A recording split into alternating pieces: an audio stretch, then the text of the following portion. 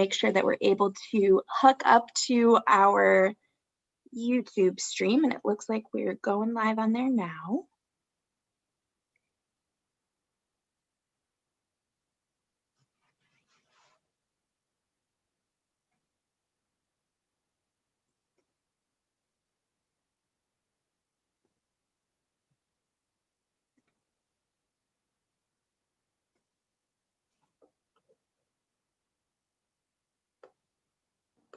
And we'll start in just a minute or so. All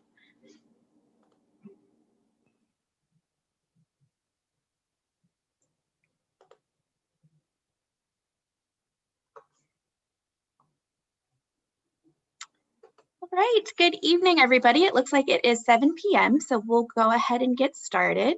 My name is Annie Tillman. I'm the Adult Program Coordinator here at the Schaumburg Library, and we're very happy that you're joining us this evening to find out more about some updates in the Village of Schaumburg with Allison Albrecht. So tonight, if you have any questions, please save them for the end or put them in the chat and Q&A. I'll pop back on the end so that I can ask those out loud to Allison. And those functions can be found at the bottom of your screen if you're joining us on Zoom. That's either the chat or the Q&A. So go ahead and put your questions in there. And I'll also be monitoring the chat on YouTube. So if you have any questions and you're watching on YouTube, please feel free to enter those into the chat on the YouTube stream as well. So without further ado, I'd like to introduce Allison and let her take it away. Great. Thank you so much, Annie. I appreciate the Schaumburg Township District Library for hosting this program this evening. As Annie mentioned, my name is Allison Albrecht. I'm the Director of Communication and Outreach for the Village of Schaumburg. And tonight, what we wanted to do is, give some updates and give some information, some of the things that have been kind of going on in the village this past year, and maybe some of the things that are coming up on the horizon. Some things that you may have read about in the past, but want to make sure that you're getting some information directly from the village so that it is accurate. So as Annie mentioned, I would appreciate it if you can hold any comments till the end in terms of questions. So let me get through the presentation and then I'll do my best to answer any questions that you might have. So welcome and thank you. So let's get into, let's see, let's make sure we got advancing our slides here. Here we go. All right. And let's see, Annie, I think I'm going to take down this poll because I'm still seeing it on my side. So, all right. Okay, so one of the things I wanted to talk a little bit about, obviously the big one is the pandemic. Certainly it's very top of mind right now, and it's had a big impact on the way the village has operated this past year. Village departments have been working throughout this past year to basically manage the village's response to the pandemic, but then ensuring that the community has those services that, that are critical to running. Making sure that we're not canceling or disrupting services that people rely on. So that really has been a focus of this past year. And certainly a big key for that is been the emergency pre-planning that the village does. That certainly played a large part in us being able to handle this pandemic as best as we can. So the village has actually taken a number of measures over the past year, and I kind of wanted to highlight just a couple of them. We did declare a state of emergency, and we did have to close some of our public facilities back in March. We did close from March through May, but despite the closure, we were actually able to continue providing all essential services to Schaumburg residents through a variety of other means. So we were looking at it, obviously as an opportunity to be able to streamline some of our operations, be able to put things online, make it contactless, make it safe, and just ensure that people still had a way to be able to do and conduct business with the village. So that was very important. Another thing is that we made a number of budget adjustments over this past year, and I'll get to that in the next slide or two. I'll talk a little bit more about that. We also coordinated 2 drive-up mask distribution events. We were able to use the Boomers Stadium parking lot, and we were able to distribute approximately 35,000 masks to Schaumburg residents. And this was back early on when the pandemic was really kind of in its infancy and people had a hard time getting masks. So it was really important for our village board and our mayor to make sure that our community had some of those essential components to make sure that they could stay safe early on. We've also been assisting our Schaumburg restaurant community. We were offering, working with them very closely to be able to offer outdoor dining and indoor dining options. Certainly there's been a lot of restrictions going on from the Illinois Department of Public Health, but we wanted to be able to work with our business community. It was important for our restaurants and other eateries to make sure that they could operate in a safe and efficient manner. So that's something that we've also worked to do. Another thing is that we're actually working with them currently and trying to offer fall and winter dining options as well, if there's restaurants that want to participate in that. One of the other things that we did, again, going back to the emergency pre-planning, we were able to take advantage of relief funding too from the federal government. Again, we were able to track things that we've done throughout the pandemic. And as of September, the village has received a little over $1.5 million from various funding sources to help offset some of those costs. So we're continuing to seek additional funding opportunities, and certainly we'll keep an eye on that as opportunities arise. So again, if you have questions about how the village has maintained services through the pandemic, we actually have a dedicated COVID resources webpage within our website. So go to schaumburg.com. It's actually right at the top in the banner there. You'll be able to see and access some of those resources.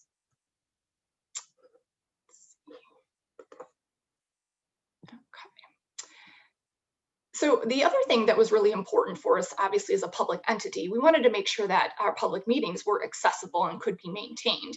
Obviously, in order for us to move forward with important initiatives, we needed to make sure that those board meetings could carry on and go forth. So we did look at making sure that village board meetings and other committee and commission meetings were able to take place. So we were able to offer that in both in-person and also Zoom capabilities. So if there are meetings that you're looking to take part in, there's something that you want to bring up as a concern, you have a number of opportunities to still do that, whether it be in person or via Zoom. So you can go to our website, again, at schaumburg.com, and you can go down to the bottom where the calendar is. Any one of those meetings, you'll see an agenda and you'll click and get additional details to how to sign in.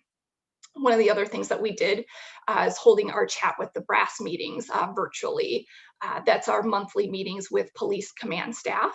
And it's something that allows the residents to interact with and ask the chiefs question and ask some of our commanders and talk about issues that are occurring in different neighborhoods. So that was something that we typically would offer in person every third Thursday of the month, but we have switched to a virtual method. So again, finding ways to continue maintaining those services for the public. And then one of the other things that we were doing that we're really proud of is, looking after our senior and vulnerable populations. Being able to offer through our senior barn, we have a lot of programming that goes on for the senior community. We've been able to actually switch a lot of those online as well. So that's really a great thing to make sure that those populations can still engage with the village and to obtain critical services. So we've got food programs that are going through drive up and delivery. There's virtual programming such as bingo and chair yoga, catch-up sessions, group trivia. There's all kinds of things that they're getting really creative with. So we're super excited to be able to continue those programs for the seniors. So a lot more information on our website as well, if that's something that you've got folks that want to take advantage of. So as I mentioned earlier, certainly, the budget has been a very important part of this past year in terms of watching, the current trends that have been happening and taking a look at, how we've been impacted really. Once things kind of, were taking effect back in March and February, we didn't waste any time. We took that opportunity. We knew we had to make some immediate decisions, and we started taking actions to reduce expenditures based on what we thought were going to be anticipated losses. So certainly it wasn't something we wanted to do, but we knew it was something we had to do in order to make sure that we would maintain and balance our budget. So we've been able to do that throughout, actually since March, and we've been able to actually cut out budget reductions, about 24.5 million in budget reductions across different departments by deferring projects, postponing them, looking for ways that we had opportunities to do things different ways to save money at this time. And again, because of the restrictions that are in place under phase 4, the village is very reliant on a number of taxes. So that includes sales tax, home rule sales, income, food and beverage, hotel and motel taxes. All of those have been impacted in one shape or another. So at this time, we're currently around a little over 24 million in local taxes and fees that have been lost. So it's really been a very challenging year, to say the least. And it's something that we're continuing to monitor as we go along. And I've included some of the, some of the budget adjustments that we've done in terms of eliminating certain funding mechanisms for at this time, deferring capital projects, suspending the Woodfield trolley, closing our Prairie Center for the Arts because we can't hold performances there right now under the current restrictions. So these are just a snapshot of some of the things that we've done. And again, we're looking at ways that we can make sure that we're still providing the services that are critical to the village, but at the same time being cognizant that our economy is being impacted, and we are trying to account for losses in revenues that are critical to the village. So one of the things actually that we have been able to do, because we've been very proactive in our budget planning efforts, we've been actually able to maintain our AAA bond rating. And that's important because, it certainly, it kind of proves that we've been making some of these correct budget decisions. We've been cited as having a very strong economy, a solid financial management. We're doing adequate budgetary performance. We've been very flexible. And that's why we're getting this high credit rating. It's actually the highest credit rating that a municipality can obtain. So that's something that was very important for us. And we're pleased to have maintained, given everything else that's been going on in the world here. And speaking of, I want to talk a little bit about our property tax levy. Let me just advance that slide there. As you can see, since 2009, the village has implemented a property tax levy, which has either been reduced or maintained every year. And this levy, this fund costs are associated with police and fire operations, and it also helps us to make required contributions into our police and firefighters' pension funds. So the property taxes paid to the village make up about 6% of the total tax bill. In 2019, our property tax levy was lowered by 5% compared to the amount that was levied in 2018. We had some bond obligations that were paid from a previous bond sale, and so we were able to lower that by 5% last year. Just this last week, a proposal was brought forth to maintain the village's current property tax levy for 2020, as was levied in 2019. So this measure is actually going to be considered at the October 27th village board meeting by our trustees. And all of these decisions, all of the things that we've been doing, it's really a testament to what makes us an excellent place to live. We have really good, efficient staff, great management. We make decisions proactively so that we can maintain a high quality of life. And I think that's what a lot of people really identify with when they think about Schaumburg. So every couple of years, we actually do a national citizen survey. Our last one was done in 2018. And what it does is it's a way for us to get some feedback from the residents in the community, and it allows us to take a look at the usefulness of village services. So as you can see, we've got a couple of stats here. We rate very highly in terms of people, acknowledging that we're an excellent place to live.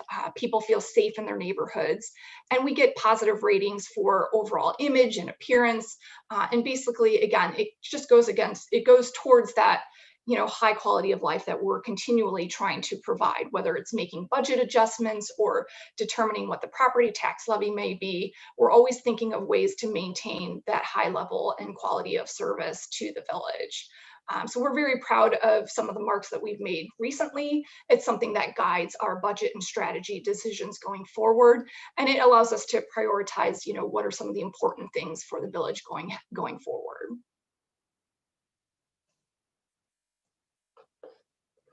I also want to point out that raising a family, this is one that we're very proud of as well. 92% would recommend Schaumburg as a place to raise a family. So I do want to point out too that yes, this is a Village of Schaumburg presentation, but it's important to note that not all of our success is just the Village of Schaumburg, right? We have a lot of government partners that really play into and contribute to the quality of life here in Schaumburg. So that's our park district, our school districts, our township library. We've got health and wellness, we've got amenities. All of these things contribute to our high quality of life that we're really proud of.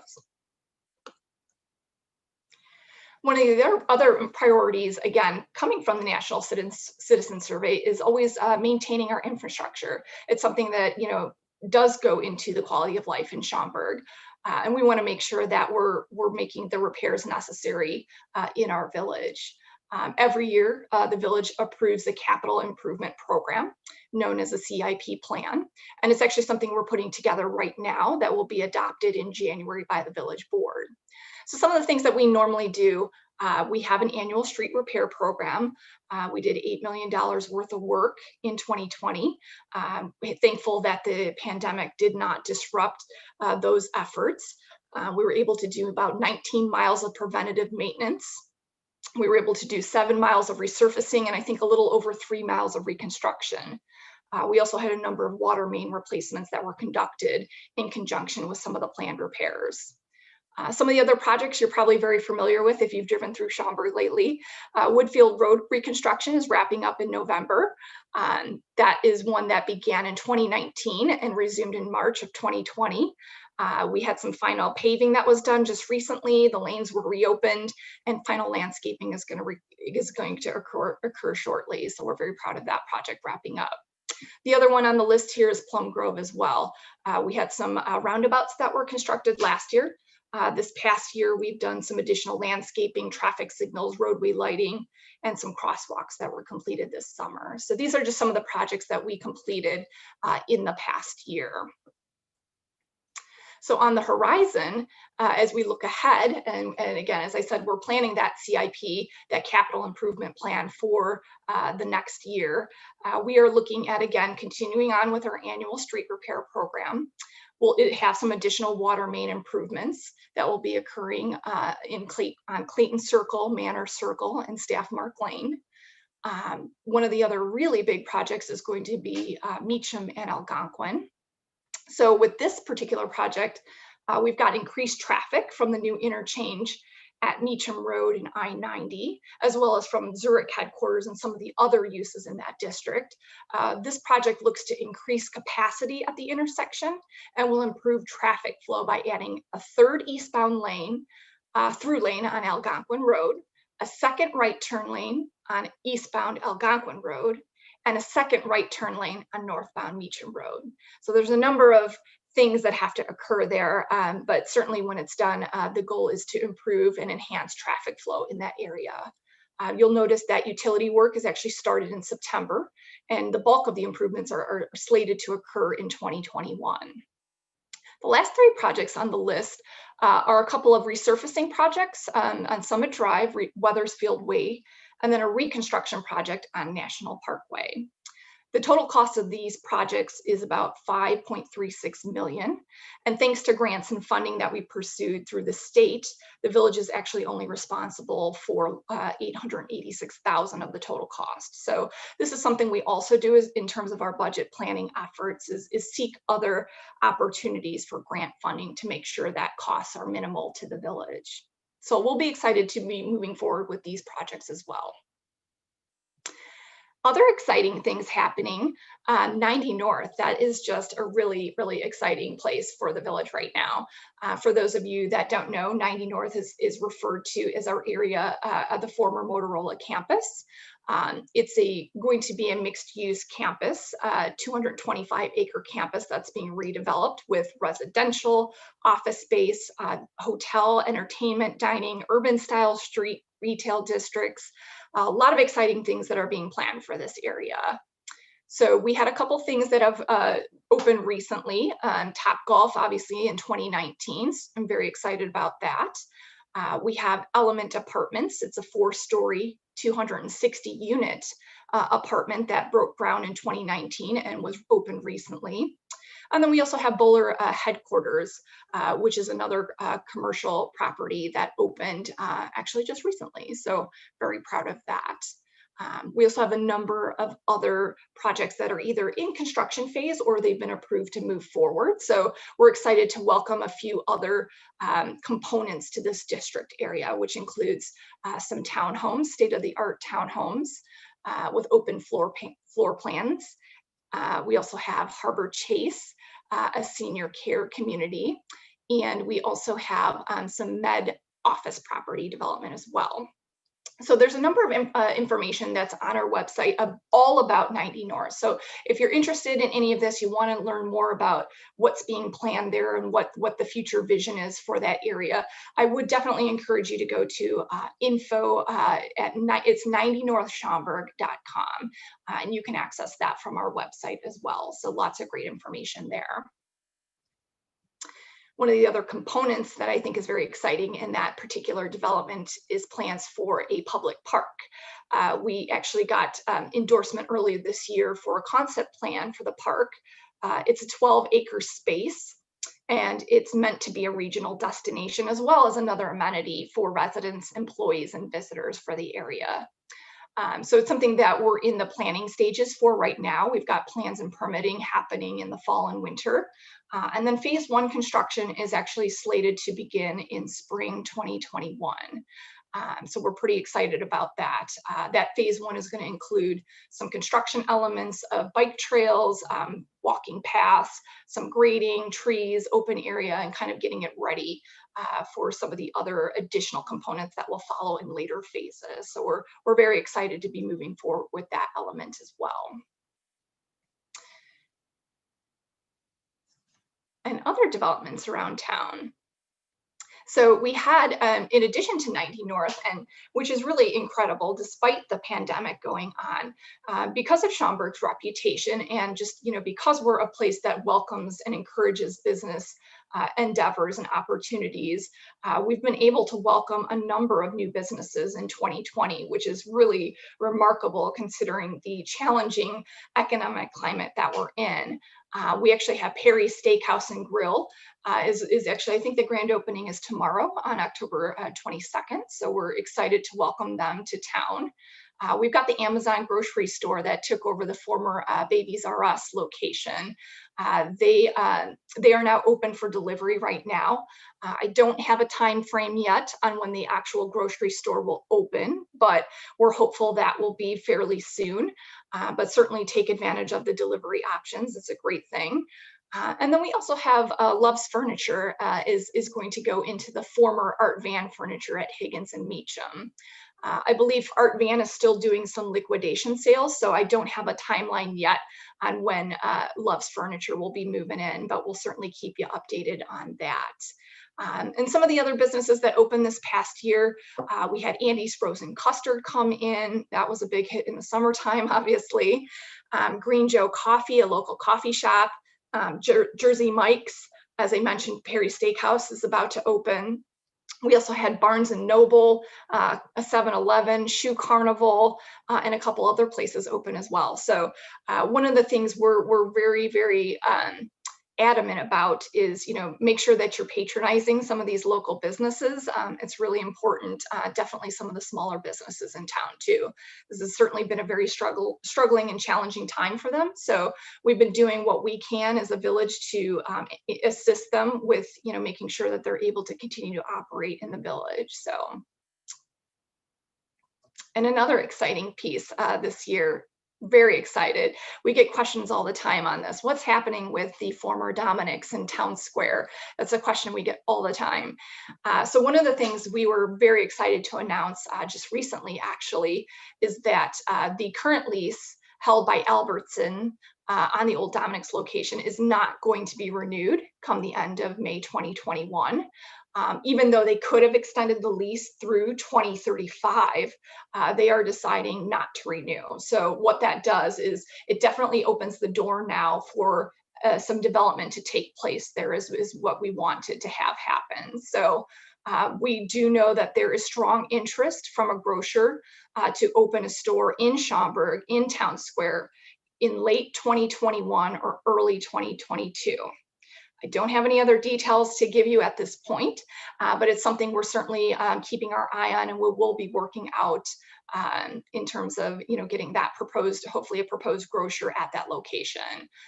We're excited to get something into that establishment, and it's been a long time coming, but certainly we're very excited for the fact that the lease is going to allow development to take place there. So that's something we're going to keep an eye on, and we'll be providing more information when we can. And one of the other things I wanted to mention too, just recently, we do have a very active economic development department. And as I mentioned before, we work very closely with our businesses in the community, making sure that we're providing them with a lot of different resources, from small business loans to manufacturing resources, just a variety of assistance to make sure that our business community is well taken care of. Some of these reasons were why we were actually given the Municipality of the Year by Real Estate Journal. So we were very pleased to receive this distinction. It was between us and the city of Aurora. So very excited to be able to take that award home. We were given that. We did see about 200,000 square feet of new development with an investment of 27 million, bringing in 750 new jobs to the community. So we had a number of businesses that opened even in 2019. You'll remember At Home opened, City Works, Feed My Starving Children, Fresh International Market, Raising Cane's, Shake Shack, Capital Grill, Top Golf. We had a number of businesses open in 2019. So a lot of that economic activity and being able to work with the business community was a big player in allowing us to achieve that distinction. So I just wanted to say that we're very pleased by that distinction. So I wanted to close by saying just a couple of different things. Obviously I provided a lot of information over my slides here, but I wanted to make sure that you guys know that there are many ways for you to stay in contact with the village going forward. We provide a lot of different information on our website, as I mentioned, schaumburg.com. We also have, if you're a resident of Schaumburg, you'll be very familiar with our Cracker Barrel publication that comes out quarterly. We're actually getting ready to put our winter edition to the printer at the end of the month, so it'll be coming out in mid-November. So we're excited to bring you that as well. But for those of you that want more timely updates, some of the things that I've been talking about here in terms of developments, in terms of initiatives that are going on, in terms of response to the COVID pandemic, construction updates, I would highly, highly, highly encourage you to sign up for the weekly progress report e-newsletter. That comes out every Friday at 7 a.m. And it's a weekly e-newsletter. All you have to do is go to our webpage and just submit your email address and hit sign up. That simple. So you'll get information like this in your inbox every Friday morning. So I think that's one of the better ways that you can kind of stay in touch as things are happening on a weekly basis. And again, it's been very, very important for us to be able to also push out critical safety, public safety information as this pandemic continues to go on. So definitely take a look at that if you haven't already. And of course, We're very, very active on social media. So we have Facebook, Twitter, Instagram, and Nextdoor. So if you're not following us on those channels, again, I would also encourage you to take a look there as well, because there's a lot of great information that we tend to post on those channels. You can kind of keep up with the latest and greatest. I know there's a lot of information that tends to come through perhaps on Everything Schaumburg for those of you who are on the Facebook side of things. But I will caution that some of the things in conversation that occurs on Everything Schaumburg is not always accurate, especially if it's not things that are coming from the village directly. So certainly if you do have questions, please contact the village directly, get it from trusted resources such as the quarterly Cracker Barrel or the progress report going forward. One of the other things I also wanted to touch on, since we're kind of getting into that mode, and I hate to say it, but winter is around the corner, unfortunately, or fortunately for those of you who love winter. We did create a map last year, a snow stat map. Again, it'll be available on schaumburg.com once we kind of get underway into the plowing operations. But what it does provide the public with near real-time updates on the status of plowing and salting operations when we do have snow and ice events. So I think this is a really good tool. We do get a lot of questions that come in when we do have heavy snowfall about when the plows are going to be by and where they're at and things of that nature. So this is really putting it in your hands if you want to keep track of that. This is a great tool for you to take advantage of. It'll give you general information about snow removal operations. It'll give you the number and location of trucks that are in operation. It'll also give the status of removal operations, especially on our village maintained roadways and the cul-de-sacs. And it'll even tell you what type of truck is assigned to the route and any history for the entire snow operation. So there's a lot of really good information on there. And certainly it might be something for you to take a look at. So as we are preparing for snow season, we're definitely getting our fleet ready, and we know that the snow can be flying at any minute. So we'll certainly be ready for when that happens, but definitely take a look at our snow stat map if you want to keep track of how things are going in snow operations. And then one of the last things I also wanted to touch on was, again, how you can contact the village if you have a question. Again, certainly we try to provide these outreach presentations so that you can get information directly from us, but as we don't do these all the time, if you do have a question, definitely dial 311 if you're in the village. That will connect you with our customer service center. You can get a hold of people anytime, day or night, weekends, holidays, anytime. You can ask general questions. We ask you to use 311 for non-emergency. Anything that is an emergency should be using 911. But anything for general non-emergency, we can also assist with creating what we call customer service requests. So if there's something that you see in the village, something that we need to address, maybe it's a pothole that you've noticed on your street, or it's a street light that could be out. Again, we have a very big village. Our fleet can't be everywhere at all times. So it really is important that if you see something that needs to be addressed, give us a call, dial 311. We can get a CSR, a customer service request, started for you, and we can tell you and track what the status is of that particular request so that it does get completed. And there's a number of ways that you can do a CSR. You can dial 311, you can actually text it, and then you can also go on our website too and submit a CSR as well. So a number of different ways for you to get in contact with us. Again, if there's something that we need to address, definitely contact us directly. We ask that you don't put it out on Facebook and Twitter, and that's not something we're always going to get to there. But if you get to us through some of these measures, that's the way that we can actually get that project initiative started and completed so that we have the service completed for you.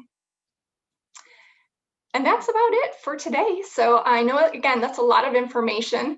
I am including my email address at the bottom here. So I wanted to, again, thank you for joining us today and taking an interest in the Village of Schaumburg. I hope that I've been able to give you some information that's of interest or that can be useful to you.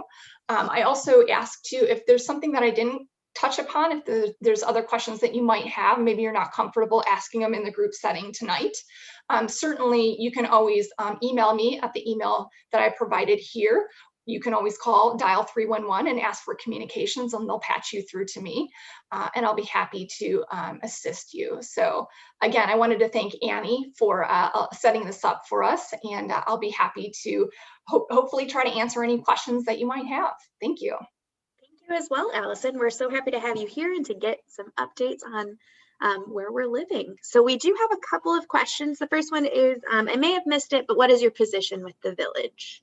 I'm sorry. So yes, so I'm the Director of Communications and Outreach for the Village of Schaumburg. So I wear a lot of different hats in the village. I do help with a number of things. A lot of the communications that we talked about in terms of putting together the e-newsletter and working on social media. It might be putting out press releases, working on outreach presentations, working with the community. We're able to work together and try to get information that we've got and push it out to you in any way that we can. So that's a lot of the different things that I help out with. Fabulous. We did have some questions about the websites. I tried to drop them into the chat box as you were speaking. So if you have any questions about those, most of those links can be found directly on the Village of Schaumburg website, Schaumburg.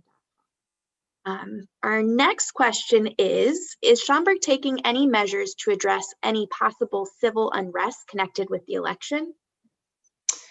That's a good question. So we have had, I know in the past couple of weeks, we've had some demonstrations that have been taking place.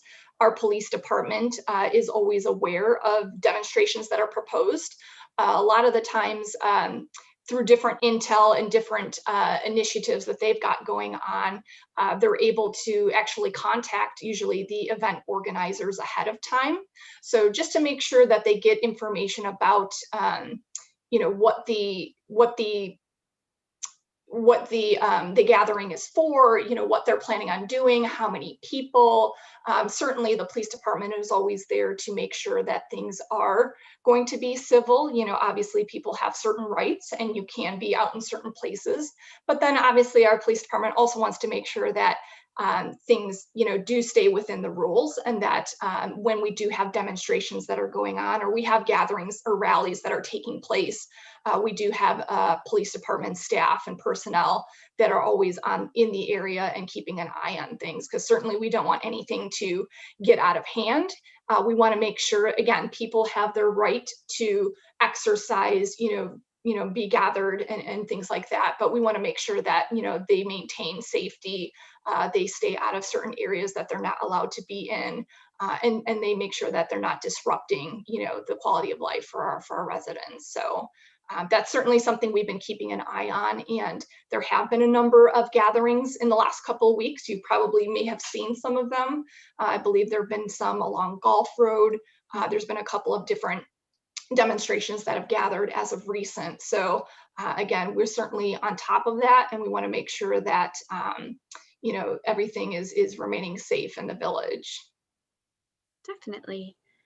We don't have any questions currently, but please feel free to type those in. I know it sometimes takes a moment to get those added. I was really impressed by the snow map. I'm looking forward to being able to track that. I'm kind of hoping there's no snow this winter, but that actually is an even better point. But if there is, we're going to be ready for it, just like we are every year. But definitely trying to make sure that we're providing some useful tools for the public. And we certainly have a number of other snow tips, tricks, information regarding our operations. So I also encourage you, we do get a lot of questions during the snow season about how we operate. We are putting a lot of new information on our website under our snow and ice operations. So definitely if you are inclined, I would encourage you to check that out as well, in addition to the SnowStat map, just to give you a little bit more background about how we operate. And then certainly if you do have any questions regarding those operations, definitely dial 311, give us a call. Our public works staff will be happy to walk you through some of the things and why we do them the way we do them. So. Fantastic. We do have a comment. Good job and thank you. Oh, great. Thank you again. I appreciate everyone taking the time just to be with us this evening. And again, thanks to the library, we were wanting to do this in person in front of our group back in the summer, but we had to unfortunately cancel. So I think this is a great alternative to be able to try to connect with the public when we can. And I would certainly, I hope that you guys have found it helpful. And I know that Annie's actually going to share a survey link as well. Again, we're just starting to do some of these presentations. We'd like to do more of them, but we also want to make sure that they are useful and helpful to you as a member of the public. So I welcome your feedback in terms of, are we hitting the right notes? Are there other things you want us to talk about? Things that you are just curious about that we maybe haven't touched on? We're certainly open to tailoring our presentations and also making sure that they're going to be beneficial to you. So definitely. So you will see that link. We have not used this feature before, but I'm hoping that you will get that link as soon as you log out of this program this evening. If not, please check your email. I will be sending it out there as well. Wonderful. And I think too, we're also going to send a follow-up email with that information, and I'll include my contact information as well. So again, if you think of any other questions after the fact, because sometimes I know that happens too, certainly feel free to, you can start with me and I can point you in the right direction. Excellent. Another thank you, really good presentation comment. So thank you so much, Allison, for being with us here tonight. And hopefully we'll be able to bring more programs like this to the Village of Schaumburg in the future through the library.